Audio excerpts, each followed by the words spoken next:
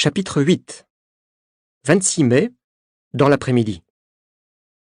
À l'hôtel, Nina est en train de téléphoner à la rédaction de La Vie. Jackie arrive près de moi avec son ordinateur portable. « Regarde, c'est évident. Voilà des photos de Pierrick prises aujourd'hui et d'autres photos prises il y a un mois, à Bruxelles. La transformation est spectaculaire. Tu es d'accord avec moi, Alex ?» Oui, c'est vrai. Ses bras sont beaucoup plus musclés qu'avant. On a l'impression que son corps s'est développé. En un mois, la différence est impressionnante. Nina s'approche de nous. « Waouh, quels muscles !» observe-t-elle. « On dirait un athlète de la Grèce antique. » Je ne suis pas d'accord. Les bras sont plus développés que les jambes. Il n'y a pas d'harmonie, dis-je. Tu as raison, Alex. Toi, tu es harmonieux à ta manière. Absence totale de muscles. Merci, Nina, c'est très gentil. La remarque de Nina fait beaucoup rire Jackie. Moi, je n'ai pas le temps de répondre, parce que mon téléphone portable sonne. Allô? Bonjour Alex, c'est Dulac. Et votre reportage sur Pierrick Martin, comment ça se passe? Désolé, monsieur Dulac, nous n'avons pas encore de secret ni de révélation sensationnelle. Eh bien moi, j'ai une révélation sensationnelle pour vous. Valentina Smekalova a un nouvel amant. Et devinez qui c'est? Pierrick Martin, j'imagine. Eh oui. Décidément, c'est moi qui fais tout le travail dans ce magazine. Bon, trouvez-les ensemble, photographiez-les. Vous devez être les premiers, dit finalement Dulac. Je regarde mes collègues. Du travail pour nous. Pierrick Martin est l'amant de Valentina Smekalova. Super, dit Jackie. Valentina Smekalova, c'est ma joueuse de tennis préférée. Je connais Jackie, et je ne suis pas surpris. Valentina Smekalova est particulièrement belle. C'est une jeune femme tchèque, domiciliée à Monte-Carlo. Elle est très riche grâce au tennis, mais plus encore grâce à sa marque de vêtements de sport. Si on a la chance d'être les premiers à les photographier, ça peut faire un excellent reportage, dit Nina. Le grand amour à Paris. Valentina Smekalova a la réputation de séduire et de faire souffrir les hommes. Nos lecteurs adorent ça. Mes deux collègues sont très motivés. Je conclus. Parfait! Il faut travailler rapidement. Nous avons seulement une petite avance sur les autres magazines. Chapitre 9. Paris, le 27 mai. Nous connaissons le programme des joueurs. Aujourd'hui, Valentina et Pierrick ne jouent pas de match. Quelles sont leurs intentions? Nous sommes super attentifs. Nous sommes tous les trois à proximité de l'hôtel où loge Pierrick. « Attention, il sort !» annonce Jackie. Au même moment, un taxi arrive. À l'intérieur du taxi, Valentina Smekalova. Elle ouvre la porte et elle sort pour embrasser passionnément Pierrick. Jackie photographie le baiser. La journée commence bien. Nous montons dans la vieille Renault 5 de Jackie. C'est Nina qui conduit. Jackie est prêt à photographier tous les gestes des deux champions. Les deux voitures descendent depuis la place de l'Étoile sur les Champs-Élysées. « Où est-ce qu'ils vont » demande Nina. « Il veut lui faire visiter Paris » suggère Jackie. « Comme c'est romantique !» Place Vendôme, le taxi s'arrête. Pierrick et Valentina entrent dans une bijouterie. « Qu'est-ce qu'on fait? On va les interviewer » propose Nina. « Ok, on n'a pas beaucoup de temps, il faut accélérer, dis-je. » Quand ils sortent, nous sommes à côté du taxi. Jackie les photographie, Nina les interpelle. « Félicitations! Ah, vous faites un couple formidable !»« Merci, dit Valentina. »« C'est encore vous, dit Pierrick. Impossible d'être tranquille. Écoutez, Valentina et moi, on sort ensemble, on commence à se connaître, on est heureux. Voilà, vous êtes contents? Maintenant, laissez-nous profiter de notre journée de liberté. » J'essaie de le calmer. « Ne vous énervez pas, Pierrick. Nous faisons notre travail de journaliste. Le public vous apprécie. Il est curieux. Les gens adorent les belles histoires d'amour. »« C'est vrai, dit Jackie. Vous êtes beau, vous êtes riche, vous êtes célèbre. Acceptez que les gens vous admirent. » Pierrick se calme un peu. Un sourire, une photo. Comment est-ce que vous vous êtes rencontrés? Et quand? Demande Nina. Valentina décide de répondre. Son français est excellent.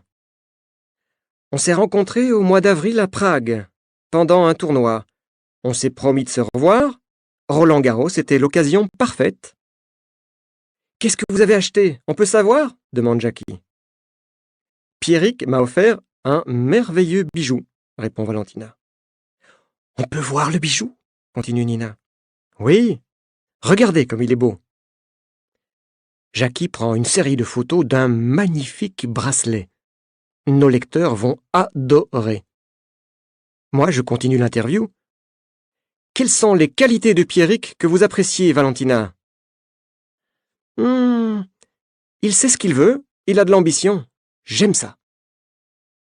Et pour vous, Pierrick, quelles sont les qualités de Valentina?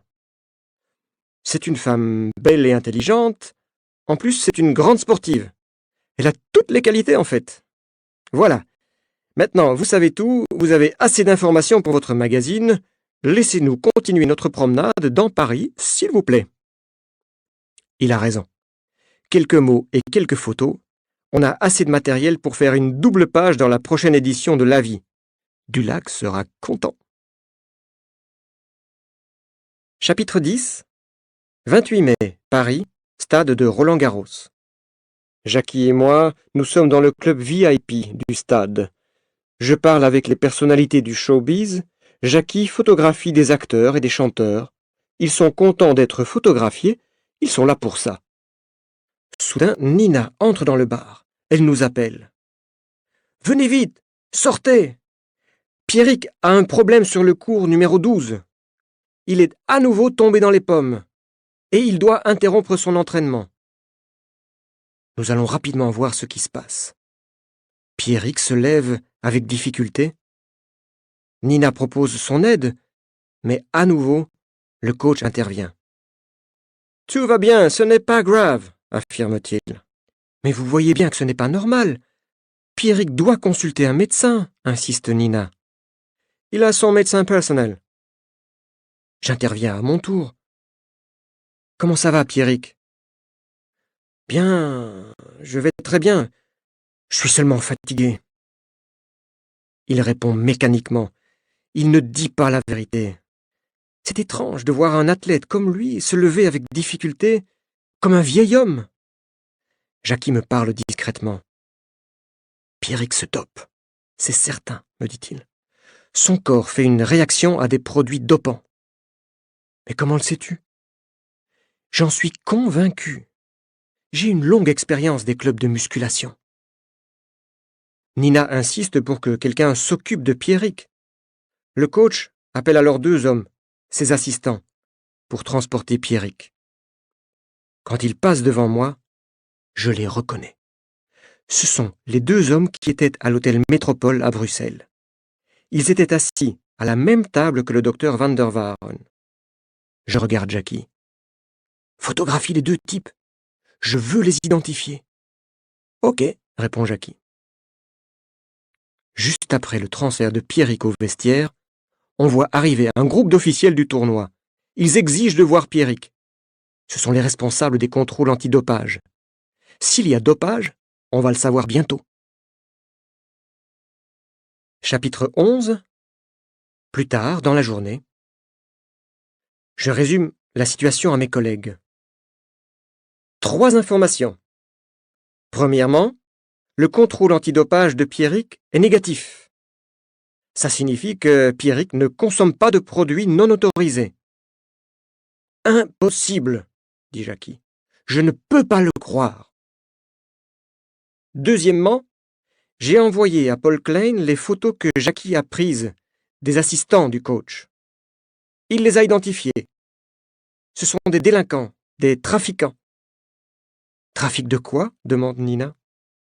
Hormones de croissance, produits dopants, drogue, tout ce qui est illégal est cher. Paul dit que ce sont probablement des hommes dangereux. Et la 3e information? Demande Nina. C'est Dulac. La Vie a reçu un nouveau message anonyme. Je vous le lis. La mort de Pierrick Martin ne sera pas une mort naturelle. Pour vous, qu'est-ce que ça signifie? C'est une menace? Non, c'est une confidence, dit Nina. Voyons. Ce message parle à nouveau de danger, de mort. Pourquoi est-ce que quelqu'un nous envoie ce message à nous et pas à un autre journal? C'est vrai, il y a d'autres magazines, d'autres paparazzi, dit Jackie. Nous ne sommes pas des paparazzi, dis-je. Celui qui nous écrit, c'est probablement quelqu'un qui sait qu'on s'intéresse spécialement à Pierrick. Autre chose, si les assistants de Jim Jordan sont des trafiquants, il nous faut des informations sur ce coach. Exact. Je m'en occupe, dit Nina. Chapitre 12. Bruxelles, le 30 mai. Dans les bureaux de la vie, je vois Jackie près de la machine à café. Je vais lui parler. J'ai publié une petite annonce sur le site web de la vie. Je veux absolument entrer en contact avec notre mystérieux informateur. Qu'est-ce que tu lui écris? Juste une petite phrase. Si vous savez ce que risque Pierrick, aidez-le, écrivez-nous, identifiez-vous. Ouais. Tu espères une réponse? Moi, je pense que notre informateur a probablement de bonnes raisons pour rester anonyme. C'est possible. Ah non. Tu vois, c'est incroyable, la machine à café est de nouveau en panne. Allez, viens, je t'offre un café à l'Escale, dis-je.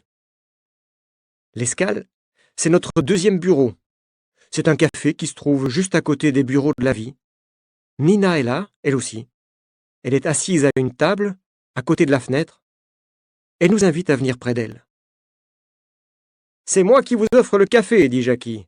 C'est mon anniversaire aujourd'hui.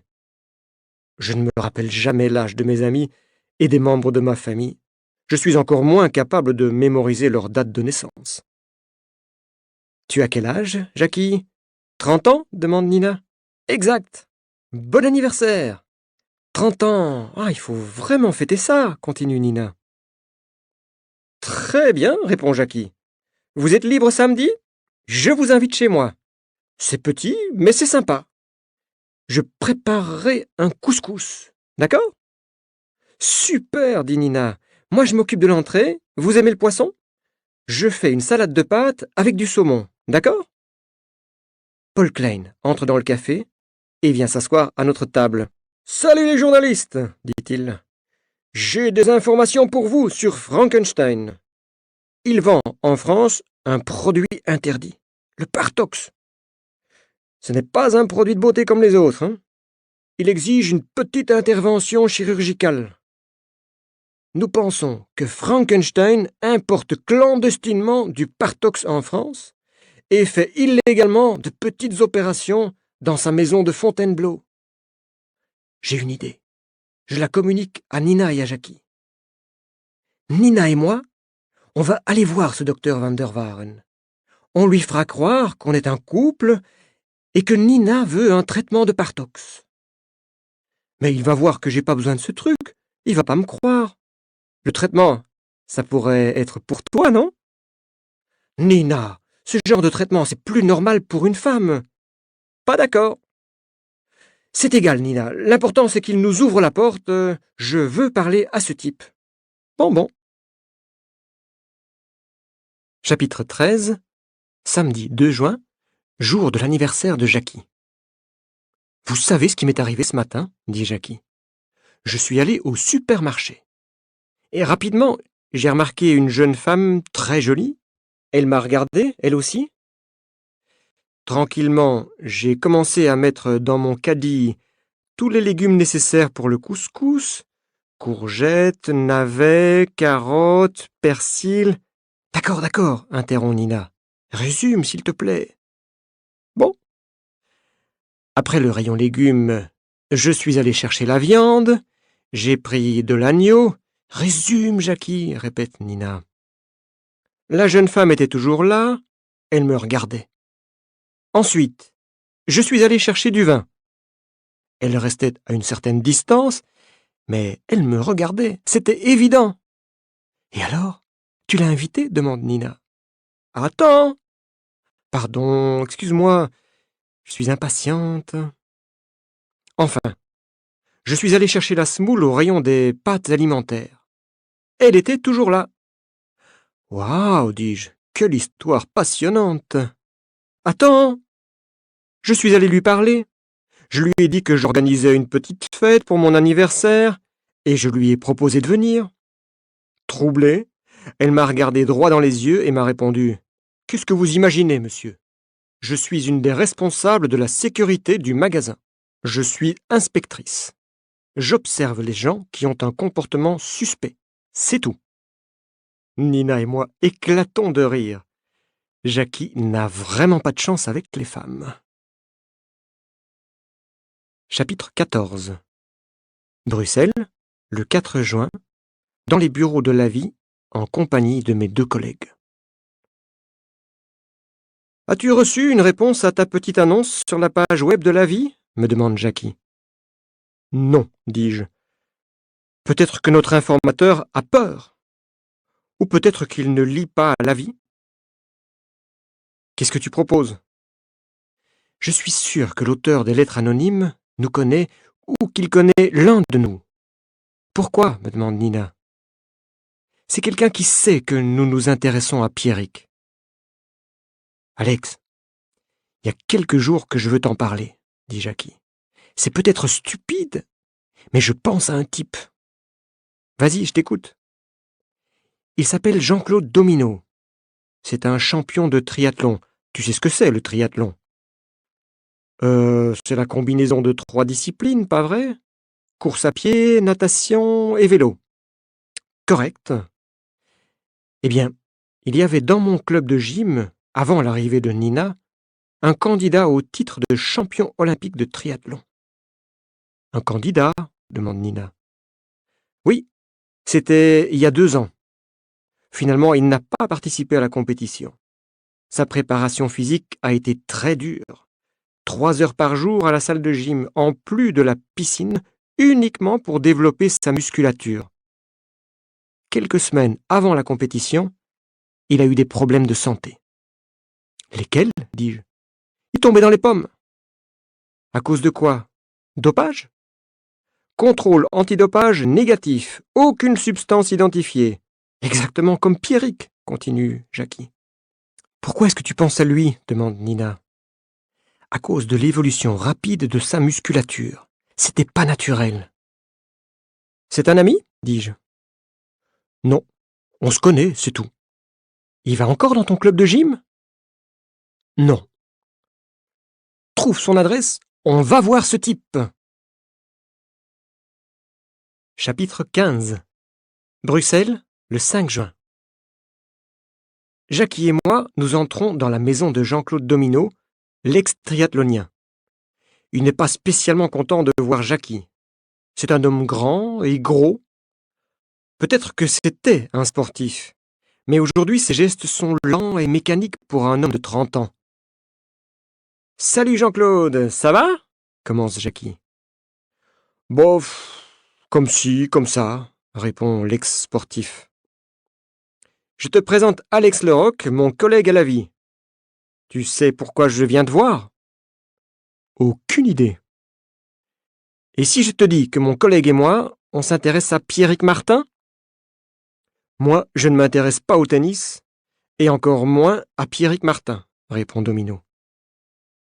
Écoute, Jean-Claude, on va te parler sincèrement. Quand je vois la transformation physique de Pierrick, ça me fait penser au problème que tu as eu il y a 2 ans. Je ne comprends pas pourquoi. C'est simple. S'il se dope, pourquoi n'est-il pas déclaré positif ? Tu penses que je vais t'informer, moi ? Et pourquoi ? S'énerve Jean-Claude. Pour aider Pierrick Martin, répond Jackie. Quoi ? C'est pas mon problème si ce type se dope. J'interviens. Apparemment, Pierrick ne se dope pas. On ne sait pas comment il fait pour augmenter aussi spectaculairement ses performances. Nous te demandons ton opinion. Mais peut-être que tu n'as pas d'idée ? Jean-Claude ne répond pas. Dis-nous, qu'est-ce que tu veux ? De l'argent ? demande Jackie. Tu es fou ? répond Jean-Claude. Je continue. Nous, on pense que Pierrick est manipulé par son coach et que sa vie est en danger. Peut-être que tu peux nous aider à dénoncer cette manipulation. Connais-tu une technique qui permet d'augmenter la puissance musculaire? Une technique impossible à identifier par un simple contrôle antidopage, demande encore Jackie. Jean-Claude ne répond toujours pas. J'insiste. Si tu es une victime de ce système, c'est l'occasion de le dénoncer. Ouais, je comprends, dit Jean-Claude. Je décide d'accélérer l'interrogatoire. Qu'est-ce qui donne cette force incroyable à Pierrick? L'ex-triathlonien ne répond pas. Jackie insiste lui aussi. Pourquoi est-ce qu'il tombe tout le temps dans les pommes? Laissez-moi du temps, je dois réfléchir, dit-il enfin. Ok. Si tu décides de nous aider, écris-moi, conclut Jackie. Je te donne ma carte avec mon adresse e-mail et mon numéro de portable. Nous sortons de l'appartement de Domino avec la certitude qu'il sait quelque chose. Il doit parler, il va parler. Chapitre 16. Le 8 juin, Fontainebleau, près de Paris. Nina et moi avons rendez-vous chez le docteur Van der Waaren, alias Frankenstein. Il croit que nous sommes intéressés par un traitement au Partox. Qu'est-ce que nous allons lui dire? Comment allons-nous le faire parler? Un appel sur mon portable, c'est Jackie. Alex, où êtes-vous? Je viens de garer la voiture, on va entrer chez Van der Waaren. Ouf! Juste à temps. J'ai reçu un email de Jean-Claude, l'ex-triathlonien. Écoute, je te le lis. Pierrick Martin n'est pas dopé. Sa musculature est le résultat d'une opération. Un chirurgien, le docteur Van der Waaren, lui a transféré du matériel génétique dans les muscles. C'est une nouvelle technique.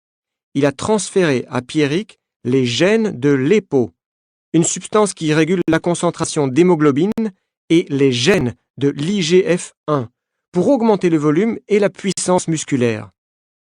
Les effets sont rapides, spectaculaires et impossibles à détecter. Mais il y a des effets secondaires. Ça provoque une hypertension artérielle et des pertes de conscience. Il risque de mourir d'une crise cardiaque. Je sais ce que je dis. Van der Waaren m'a opéré il y a 2 ans. J'ai été obligé d'abandonner toute activité sportive. Merci Jackie, tu es formidable. Nous sommes devant la villa de Van der Waaren. Elle est magnifique. Le style de maison qu'un médecin inactif ne peut pas acheter. Nina et moi allons sonner à la porte. Les caméras nous fixent. Nous sommes identifiés et nous entrons. Après quelques instants, Van der Waaren nous reçoit dans son bureau. Il me regarde. Il se rappelle mon visage. « On se connaît ?» me demande-t-il. Pourquoi attendre? Avec les informations que Jackie m'a données, je décide de passer à l'action. Oui, nous nous sommes vus à l'hôtel Métropole à Bruxelles, le jour où Pierrick Martin est tombé dans l'escalier. Je me présente, Alex Leroc, et voici ma collègue, Nina Lavandy. Nous sommes journalistes à la vie. Nina me regarde, étonnée. Van der Waaren me regarde aussi. Je veux profiter de l'effet de surprise. Nous ne venons pas pour un traitement au Partox. Nous venons pour vous parler de Pierrick Martin. Alors sortez, je vous prie. Je n'ai pas l'intention de parler avec vous. Est-ce que Pierrick peut résister encore longtemps à l'IGF-1? Sa vie est en danger, n'est-ce pas? Cette fois, Van der Waaren est complètement surpris par ma question. Sortez! Nina intervient. Attendez, docteur. Nous avons assez d'informations pour publier un article dans la prochaine édition de La Vie. Vous savez que Pierrick est en danger. Si vous ne faites rien, vous êtes complice. Mais si vous collaborez avec nous, ça change tout. Qu'est-ce que vous décidez? L'argument de Nina est décisif. Van der Waaren change d'attitude. Comment savez-vous que j'ai opéré Pierrick Martin? Nous n'étions pas certains, mais vous nous le confirmez. Nous sommes en contact avec un autre sportif que vous avez opéré. Ah, maintenant je comprends. Vous vous décidez à dire la vérité, docteur? Je ne supporte pas cette situation, ça ne peut pas continuer. Je suis fatigué, oui. Je suis prêt à parler. Chapitre 17. Paris, le 9 juin. Avec la confession de Van der Waaren, nous pouvons maintenant aller voir Pierrick. Nous le rencontrons dans un vestiaire à Roland-Garros. « Pierrick, nous devons absolument vous parler. »« Ah non, ça suffit !»« Attendez, il n'est pas question d'histoire d'amour ni de bijoux de luxe. C'est beaucoup plus sérieux. »« Laissez-moi tranquille, vous n'êtes pas des gens sérieux. Nous voulons parler des gènes de l'EPO, de l'IGF-1. Ce ne sont pas des sujets sérieux ?»« Qu'est-ce que c'est ?» demande Pierrick, toujours aussi bon comédien.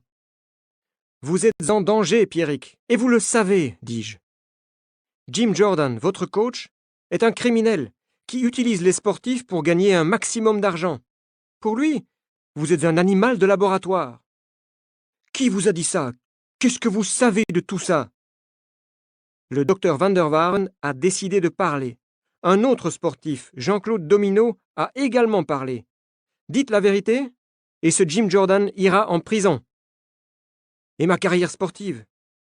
Avec l'EPO et l'IGF-1, vous pouvez peut-être gagner ce tournoi, mais votre cœur ne résistera pas à d'autres compétitions. Une porte s'ouvre.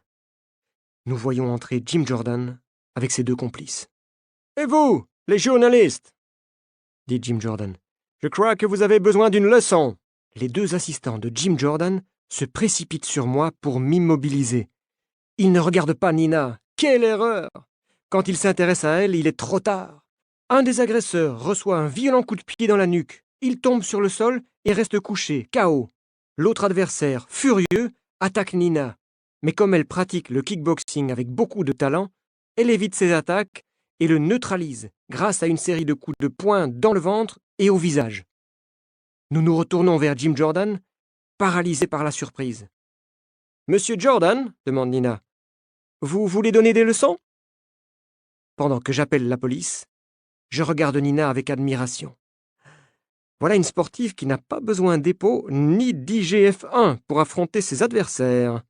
« Et vous, Pierrick, demande Nina, êtes-vous prêt à dire toute la vérité sur Jim Jordan maintenant ?»« Oui. Et Roland-Garros, c'est fini pour moi. » Chapitre 18. Bruxelles, le 20 juin. Nous sommes au café L'Escale, autour d'une table, en compagnie de Paul Klein. « Vous avez des nouvelles de Pierrick ?» me demande le policier. « Il abandonne définitivement la compétition. »« Et le docteur Van der Waaren, qu'est-ce qui va lui arriver? Tu as une idée, Paul ?» demande Jackie. « Grâce à son changement d'attitude, il n'ira pas en prison, mais il sera sans doute obligé de vendre sa maison de Fontainebleau et ses appartements en Suisse. »« C'est bien lui qui a opéré Jean-Claude Domino ?» demande Nina. « Oui. Et quand Van der Waaren a compris que cette manipulation génétique était dangereuse, il a décidé de pratiquer uniquement la chirurgie esthétique. »« Alors, pourquoi est-ce qu'il a accepté d'opérer Pierrick ?» demande Nina. « Ça fait 2 ans que Van der Waaren exporte illégalement du Partox en France et qu'il pratique des opérations chirurgicales sans autorisation. Jim Jordan a été informé du trafic et il a obligé Van der Waaren à opérer Pierrick Martin en échange de son silence. Vous connaissez la fin. »« Effectivement, dis-je. Jean-Claude Domino nous a informés, ensuite c'est Van der Waaren qui a parlé, et enfin, Pierrick Martin a dit la vérité. C'est ce qu'on appelle l'effet domino. »